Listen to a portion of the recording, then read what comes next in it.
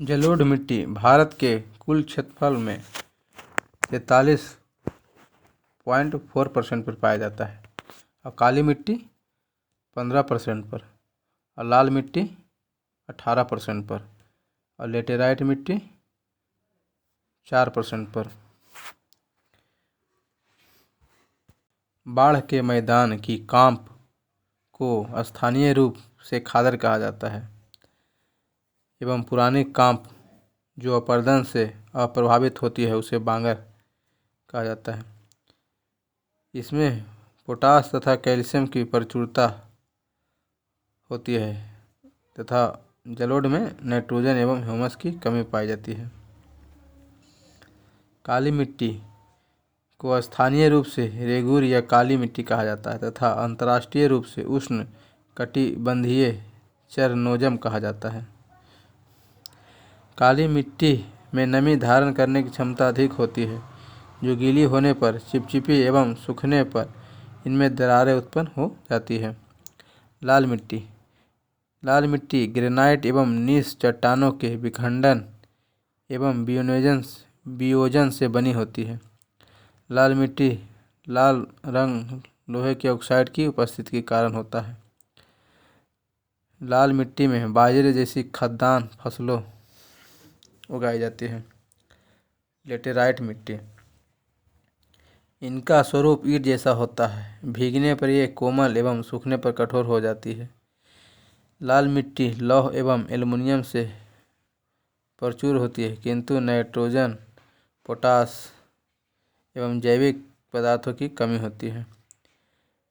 Laterite मिट्टी की उर्वरता कम होती है किंतु उर्वरक में उपयोग हो इनमें काजू फसलें लगाई जाती हैं।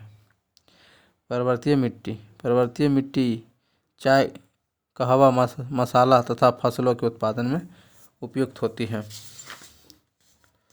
पीली एवं दलदली मिट्टी यह मिट्टी वर्षा ऋतु में जलमग्न होने वाले क्षेत्रों में पाई जाती है।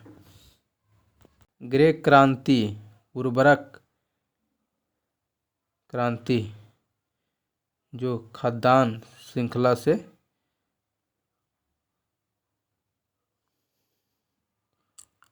संबंधित है।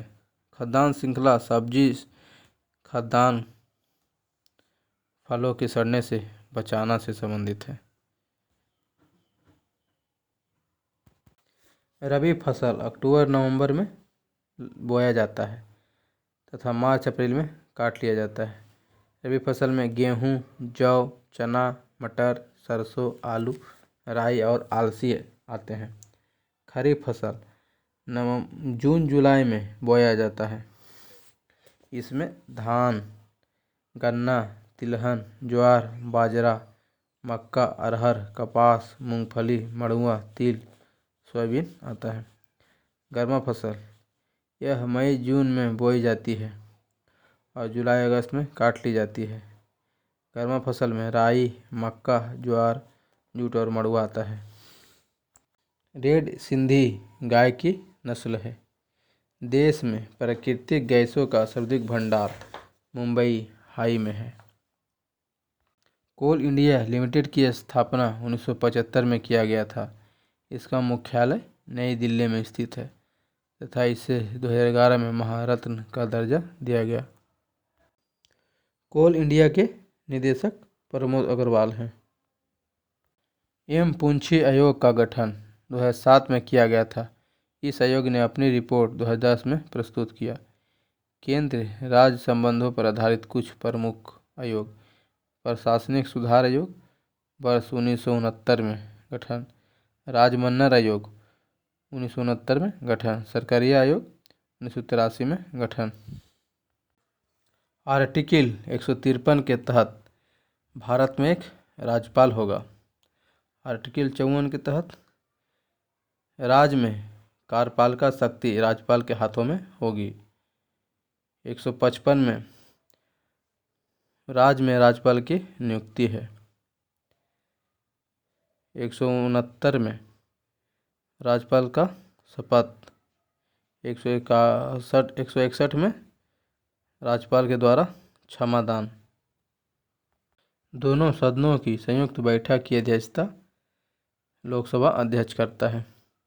संसद के सत्र आरंभ होने के बाद राष्ट्रपति द्वारा जारी अध्यादेश कितने समय के भीतर दोनों सदनों द्वारा अनिवार्य रूप से पारित किया जाना चाहिए?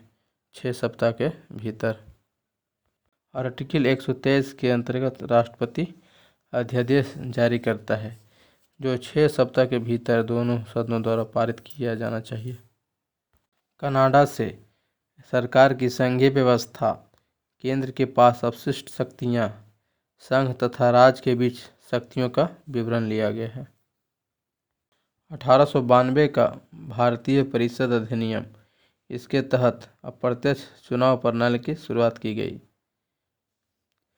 परिषदों को शर्तों एवं प्रतिबंधों के साथ वार्षिक बजट पर विचार विमर्श करने तथा प्रश्न पूछने की शक्ति दी गई। गवर्नर जनरल की परिषद में अतिरिक्त सदस्यों की संख्या बढ़ाकर 10 एवं अधिक से अधिक 16 कर दी गई। संविधान सभा की प्रथम बैठक नई दिल्ली स्थित काउंसिल चैम्बर के पुस्तकालय भवन में हुई थी, जिसे अब कॉन्स्टिट्यूशन हाता कहा जाता है। 11 दिसंबर 1946 को डॉक्टर राजेंद्र प्रसाद को विधानसभा का अस्थायी अध्यक्ष निर्वाचित किया गया तथा H.C. मुखर्जी संविधान सभा का उपाध्यक्ष थे तथा B.G.N. राव संविधान सभा का संवैधानिक सलाहकार नियुक्त किए गए। जवाहरलाल नेहरू ने 13 दिसंबर 1946 को ऐतिहासिक उद्देश्य प्रस्ताव प्रस्तुत किया, जिसे संविधान सभा ने 22 जनवरी 1947 को स्वीकार कर लिया। 29 अगस्त 1947 को संविधान के निर्माण हेतु 7 सदस्यीय प्रारूप समिति का गठन किया गया, जिसके अध्यक्ष भीमराव अंबेडकर थे। 51वां संशोधन 2003 के अंतर्गत दल बदल व्यवस्था में संशोधन केवल संपूर्ण दल के विलय को मान्यता। केंद्र तथा राज्य में मंत्री परिषदों के सदस्य संख्या क्रमशः लोकसभा तथा विधान सभा की सदस्य संख्या का 15% होगा। जहां सदन की सदस्य संख्या 40 है, वहां अधिकतम 12 होगी। संविधान के भाग 5 में संघ है। इसके अंतर्गत 52 आर्टिकल 52 से 151 तक है। भाग 6 में राज्य है। इसमें आर्टिकल 152 से 237 तक है। भाग 9 के क में नगर पालिका है। 9 के ख में सहकारी समितियां हैं। 10 में अनुसूचित और जनजातीय क्षेत्र है। संविधान के भाग 17 में अनुच्छेद 343 से 351 तक राजभाषा से संबंधित है। आर्टिकल 343 के अनुसार संघ की राजभाषा हिंदी और लिपि देवनागरी होगी। 344 के अनुसार राष्ट्रपति द्वारा एक राजभाषा आयोग का गठन किया जाएगा, जो कि हिंदी के प्रयोग के विस्तार एवं शासकीय और न्यायिक कार्यों में प्रयोग होने वाली भाषा पर संस्तुति देगा। राजभाषा समिति में लोकसभा के 20 एवं राज्यसभा के 10 सदस्य होंगे। प्रथम राजभाषा आयोग का गठन 1955 में B.G. खरे की अध्यक्षता में किया गया था। आर्टिकल 348 के तहत न्यायालय एवं विधानमंडलों की भाषा अंग्रेजी होगी, जब तक संसद विधि द्वारा इसको चेंज ना कर दे। समवर्ती सूची में 52 विषय हैं। इसमें अखबार, पुस्तक, प्रेस, छापा, श्रम कल्याण, जनसंख्या नियंत्रण, परिवार नियोजन एवं विवाह, तलाक, सिविल प्रक्रिया एवं आपराधिक कानून प्रक्रिया, बिजली, दवा आदि शामिल है। रंगभूमि, निर्मला, गोदान, पुस्तक के लेखक प्रेमचंद्र हैं, जबकि यशोधरा पुस्तक के लेखक मैथिली शरण गुप्त हैं। 24 अप्रैल को राष्ट्रीय पंचायती दिवस मनाया जाता है, जबकि विश्व विरासत दिवस 18 अप्रैल को मनाया जाता है। ग्रे बुक बेल्जियम तथा जापान के सरकारी रिपोर्ट या दस्तावेज का नाम है। म्यांमार को स्वर्णिम पैगोडा का देश के नाम से जाना जाता है। भारतीय वन प्रबंधन संस्थान का मुख्यालय भोपाल में स्थित है, जबकि भारतीय वन्य जीव अनुसंधान संस्थान देहरादून में है। भारतीय वन सर्वेक्षण का मुख्यालय देहरादून में है। इसका स्थापना 1 जून 1981 में हुआ था। भारतीय वनस्पति सर्वेक्षण का स्थापना 13 फरवरी 1890 में हुआ था। संस्थापक सर जॉर्ज किंग थे। मुख्यालय कोलकाता में है।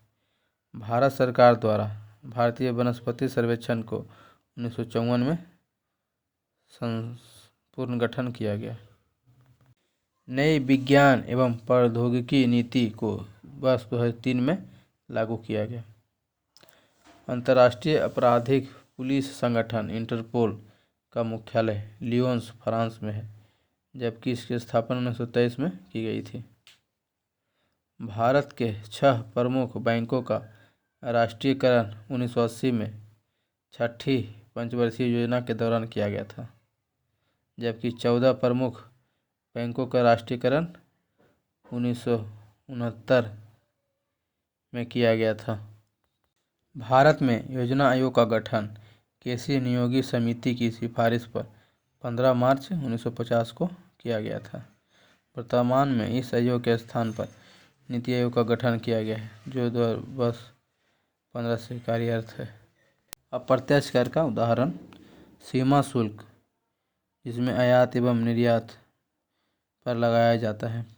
केंद्रीय उत्पाद शुल्क, केंद्रीय बिक्री कर और सेवा कर 1994-95 से। प्रत्यक्ष कर में व्यक्तिगत आय कर, निगम कर, उपहार कर, आस्तिक कर, व्यय कर, संपत्ति कर, पूंजी लाभ कर, लाभांश कर, ब्याज कर, प्रतिभूति व्यवहार कर। मनरेगा योजना की शुरुआत वर्ष 2006 में किया गया था। पहले इसे नरेगा कहा जाता था। वर्ष 2009 में इसका नाम मनरेगा पड़ा। इस योजना को पहले चरण में देश के कुल 200 जिलों में लागू किया गया था। ग्रेशम का नियम के अनुसार यदि किसी अर्थव्यवस्था में अच्छी और बुरी मुद्राएं एक साथ प्रचलन में हो, तो बुरी मुद्रा अच्छी मुद्रा को प्रचलन से बाहर कर देती है। 1987 में मॉन्ट्रियल समझौता किया गया था, जिसका लक्ष्य ओजोन विखंडन करने वाले पदार्थ के उत्पादन एवं उपयोग पर रोक लगाना था।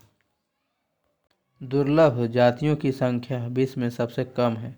ये जातियां कुछ ही क्षेत्रों तक सीमित रह गई है। हिम चीता तथा शुतुरमुर्ग इसका उदाहरण है। राष्ट्रीय सुदूर संवेदी एजेंसी का मुख्यालय हैदराबाद में स्थित है। इसकी स्थापना 1974 में की गई थी। कोणीय संवेग, जिसको इंग्लिश में एंगुलर मोमेंटम कहा जाता है, यह जड़त्व अघूर्ण गुना कोणीय वेग होता है। इसका SI kg/m²/s। इसका बीमा सूत्र mL²T/-1 होता है। जड़त्व अघूर्ण मोमेंट ऑफ इनर्शिया बराबर द्रव्यमान गुना परिभ्रमण त्रिज्या का स्क्वायर। इसका SI हो जाएगा kg/m²। किसी चालक में विभव को बढ़ाने के लिए आवश्यक आवेश की मात्रा को विद्युत धारिता कहते हैं। विद्युत धारिता बराबर हो जाता है Q directly proportional to V, यानी charge directly proportional to volt. इसका SI मात्रक फैराडे होता है, यानी कूलम्ब वोल्ट (10⁻⁻⁻1). यह एक अदिश राशि है। इसका व्यवहारिक मात्रक μF होता है। 1 μF बराबर 10⁻⁻F। गोलाकार चालक की त्रिज्या बढ़ाने से धारिता बढ़ती है तथा त्रिज्या घटाने से धारिता घटती है। गणना करने पर पृथ्वी की धारिता 711 μF आता है, जबकि वास्तविक रूप से पृथ्वी की धारिता अनंत होती है। धारिता का मान मापने के लिए शेयरिंग सेतु का उपयोग किया जाता है। शक्ति एकांक समय में खर्च की गई ऊर्जा को शक्ति कहते हैं। पावर बराबर वोल्ट गुने करेंट। दूसरा पावर बराबर आई गुना आर। तीसरा पावर बराबर V² बटा आर। 1 किलो वाट आवर बराबर 1.3 हॉर्स पावर। पृथ्वी की घूर्णन गति बढ़ा देने या घटा देने से ध्रुव पर गुरुत्वीय त्वरण का मान नहीं बदलता। पृथ्वी की घूर्णन गति बढ़ा देने से विषुवत रेखा पर गुरुत्वीय त्वरण का मान घट जाता है तथा 17 गुना अधिक कर देने पर शून्य हो जाता है। पृथ्वी की घूर्णन गति रोक देने पर ध्रुव और विषुवत रेखा पर गुरुत्वीय त्वरण समान हो जाता है। परावर्तन यानी रिफ्लेक्शन में तीव्रता और आयाम में कमी आता है, जबकि तरंगदैर्घ्य आवृत्ति नहीं बदलता। अपवर्तन यानी रिफ्लेक्शन में आयाम, वेग और तरंगदैर्घ्य बदल जाता है, आवृत्ति में कोई परिवर्तन नहीं होता है। वायुमंडल में उपस्थित धूलकण के कारण प्रकाश का क्षय हो जाना प्रकीर्णन कहलाता है। रेले के अनुसार प्रकाश के जिस रंग का तरंगदैर्घ्य अधिक होगा उसका प्रकीर्णन कम होगा। खतरे में लाल रंग का उपयोग उगता हुआ सूरज तथा डूबता हुआ सूरज का लाल दिखाई देना प्रकीर्णन के कारण। समुद्र का जल नीला दिखाई देना प्रकीर्णन के कारण। आसमान एवं पानी का रंग नीला दिखाई देना प्रकीर्णन के कारण। चंद्रमा पर अंतरिक्ष को देखने पर काला दिखाई देना प्रकीर्णन के कारण। टिंडल प्रभाव संबंधित है प्रकीर्णन के कारण। सीवी रमन ने प्रकाश के प्रकीर्णन भाव के अध्ययन के लिए 1930 में नोबेल प्राइज मिला था।